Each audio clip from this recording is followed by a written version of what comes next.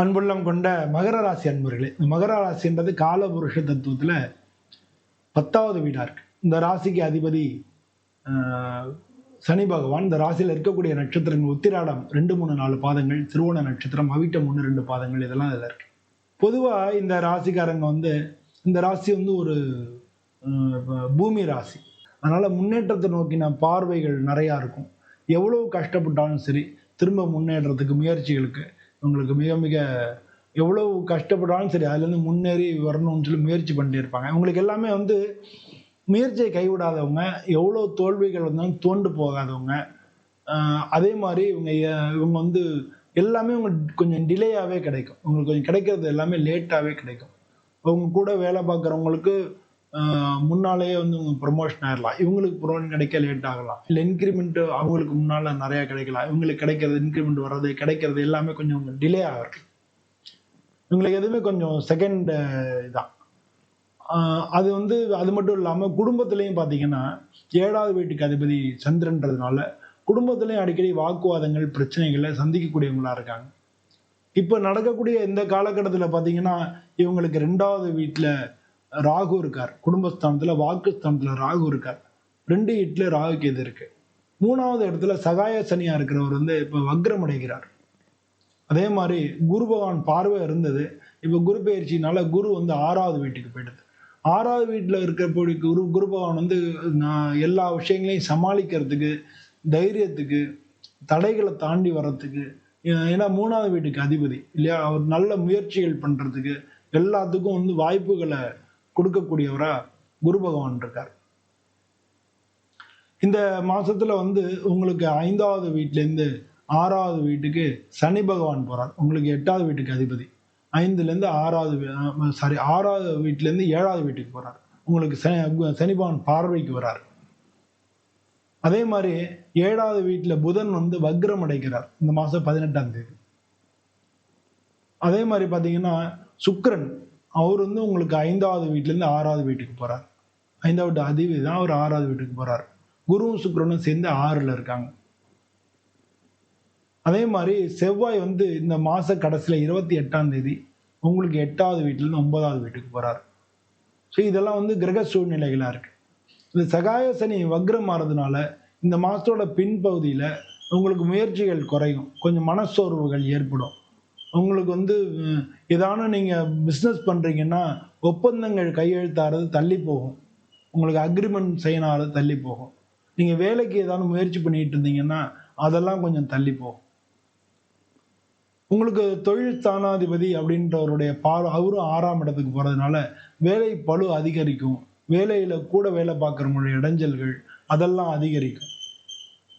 இதெல்லாம் கொஞ்சம் பொறுமையா சமாளிச்சு தான் ஆகணும். இது நடக்காத இடங்கள் கிடையாது. அதனால ஒரு சில காலகட்டங்கள் நம்ம இதெல்லாம் ஃபேஸ் பண்ணித்தான் ஆகணும். அதனால பொறுமையா 2வது வீட்டுல ராகு இருக்கிறதுனால உங்க பேச்சு, உங்களுடைய தொடர்புகள் எல்லாத்துலயும் கொஞ்சம் சமாளிச்சு போகணும். கொஞ்சம் பொறுமையா நிதானமா பண்ணிக்கணும். பேசுறதுக்கு முன்னால கொஞ்சம் யோசிச்சு தான் பேசணும். அதனால பொதுவா பிரச்சனையான இடத்துல நிற்காம நவுந்துடுறது நல்லது. உங்களுக்கு 7ல புதன் வக்ரமா இருக்கிறது இன்னொரு விஷயம். 7ஆம் இடத்துல புதன் வக்ரமா இருக்கிறதுனால நிறைய யோசனைகள், அடிக்கடி மனசு மாறி மாறி சிந்திக்கிறது, இது நல்லதா அது நல்லதா அப்படின்னு முடிவெடுக்க முடியாம தடுமாறுறது, இந்த மாதிரியான விஷயங்கள் எல்லாமும் உங்களுக்கு நடக்கும். ஸோ இதெல்லாம் இந்த மாசத்தோட பின்பகுதியில நடக்கும். ஸோ முன்பகுதியை காட்டிலும் பின்பகுதி கொஞ்சம் கஷ்டமா இருக்குன்னு வச்சுக்கலாம், முன்பகுதி நல்லா இருக்குன்னு வச்சுக்கலாம். இந்த 7ஆம் மாசத்துல பொதுவா இந்த மாசத்துல உடல்நிலை, குடும்பத்தை பொறுத்தவரை வாக்குவாதங்கள் வரும். ஏன்னா 2/8 குடும்பத்தாந்துல 2/8 ராகு கேது இருக்கு. அதனால குடும்பத்துல யாருன்னு ஒருத்தருக்கான உடல்நிலை கோளாறுகள், மருத்துவ செலவினங்கள் வரும். உங்களுக்கு அப்பா இருந்தாருன்னா அப்பாவெல்லாம் நீங்க கவனமா பாத்துக்கங்க. அவங்களுக்கெல்லாம் உடம்பு சரியில்லாம வருதுன வாய்ப்புகள் நல்லா இருக்கு. அம்மாவுக்கு உடம்பு கொஞ்சம் பிரச்சனை பண்றதுக்கான சான்சஸ் அதிகமா இருக்கு. ஸோ அவங்களுடைய உடல்நிலை கோளாறுகள் உடனே டாக்டர்கிட்ட காமிச்சு பார்த்துக்கலாம். இல்லாட்டினா தொடர் மருத்துவம் ஏற்படுறதுக்கான சான்சஸ் மிக அதிகமா இருக்கு. உங்களுக்கே கூட ஜெரிமான கோளாறுகள் வரலாம், ஸ்கின் அலர்ஜிஸ் அது மாதிரி ஆனும், சின்ன சின்ன பொறியா வருது, ஸ்கின் அலர்ஜிஸ் வருது அப்படின்ற மாதிரி உங்களுக்கும் அது மாதிரி வரலாம். இதெல்லாம் வந்து நீங்க சமாளிச்சுக்க வேண்டியதா இருக்கு. உங்க ராசிக்கு அதிபதி சனி பகவான்றதுனால ஒவ்வொரு சனிக்கிழமையும் சனி பகவானுக்கு நல்லெண்ணெய் விளக்கு 9 விளக்கு ஏத்தி நவக்கிரகங்களை நீங்க சுத்தி வந்து வேண்டிக்கிறது ரொம்ப ரொம்ப நல்ல பலனை கொடுக்கும். இந்த காலகட்டத்துல உங்களுக்கு பயங்கர உற்சாகத்தையும் நீங்க முயற்சி பண்ணக்கூடிய அந்த ஒரு தன்மை விடாமுயற்சியையும் உங்களுக்கு கொடுக்கும். இதுதான் உங்களுக்கு இன்னைக்கு பார்க்குற வேலை தான் பின்னால நமக்கு உதவும். பின்னால நம்ம வந்து அதுதான் நமக்கு வந்து நிற்கும். ஸோ அதனால வந்து இப்ப பார்க்குற இதை வந்து இன்னைக்கு நம்ம பலன் கிடைக்கலன்னா இதனுடைய பலன் நிச்சயமா நமக்கு கிடைச்சே தீரும். அதனால நீங்க எப்பவும் போல உங்க ஒர்க்ல உங்களுடைய உறுதியையும் உங்களுடைய சிந்தனையும் விடாம நீங்க முன்னேறி போறதுதான் இந்த விஷயத்தை பொறுத்தளவுல நல்லா இருக்கு. ஸோ இதை வந்து உங்களுடைய ஜாதகத்தை நீங்க வச்சு பார்த்துங்க. உங்களுடைய ஜாதகம் பார்க்கறதுக்கு உங்களுடைய தெருவில் இல்லை உங்க குடும்ப ஜோதிடர் நீங்க ரெகுலரா காமிக்கிறவங்க அது மாதிரி ஜோதிடர் இருந்தாலும் அவங்களுக்கு உண்மை காமிச்சு கொடுத்துறோம் எப்படி இருக்கு இந்த மாதம் அப்படி இருக்கு இதை பண்ணலாமா அப்படின்னு எப்போ பார்த்தாலும் தூக்கிட்டு போக வேண்டியதில்லை. நீங்க வந்து வீடு கட்டுறீங்க, வாகனம் வாங்குறீங்க, படிப்பு, வேலை, உத்தியோகம், கல்யாணம், குழந்தை இந்த மாதிரியான விஷயங்களுக்கு நீங்க ஒரு தடவை ஜாதகத்தை அனலைஸ் பண்ணிக்கிறது நல்லது. அப்படி யாரும் இல்லாத பட்சத்துல நீங்க என்னை தொடர்பு கொள்ளுங்க. நம்ம வந்து நல்ல முறையில உங்களுக்கு ஜாதகத்தை பார்த்து நல்ல ஆலோசனைகளை நம்ம செஞ்சு வாழ்க்கையில முன்னேறதுக்கு உண்டான எல்லா விதமான வழிமுறைகளை நம்ம செஞ்சுக்கலாம். இந்த வீடியோ பிடிச்சிருந்தா லைக் பண்ணுங்க, உங்க நண்பர்கள் எல்லாருக்கும் ஷேர் பண்ணுங்க.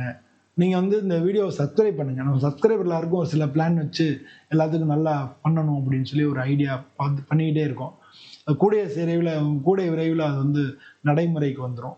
அதை நம்ம பண்ணும்போது இன்னும் நம்ம வாழ்க்கையை என்ஹான்ஸ் பண்ணிக்கிறதுக்கு இல்லை உங்களோட எப்பவும் ரெகுலராக பேசுறதுக்கு அதுக்கு ஒரு வழி கிடைக்கும் அப்படின்னு நானும் நம்புறேன். இறைவனை நம்ம வேண்டிட்டு அதே மாதிரியான ஒரு சந்தர்ப்பங்களை ஏற்படுத்தி கொடுக்கணும். உங்க எல்லாரோடையும் நம்ம சந்திச்சு உரையாடணும், லைவ் போட்டு பண்ணலாம் அப்படின்னு ஐடியா. அதுக்கான முயற்சிகள் இங்கே நடந்துகிட்டே இருக்கு. அது வந்து ஒரு சில ஏற்பாடுகள் இந்த டெக்னிக்கல் கிளிட்ஸ் இருக்கு இல்லையா, அது இல்லாமல் எல்லாத்தையும் நம்ம சரி பண்ணிக்கிட்டே வந்துட்டு இருக்கோம். அது வரும்போது உங்க எல்லாரையும் சந்திக்கிறேன். மீண்டும் இது மாதிரி இன்னொரு வீடியோவில் உங்களை சந்திக்கிறேன். அனைவருக்கும் நன்றி, வணக்கம்.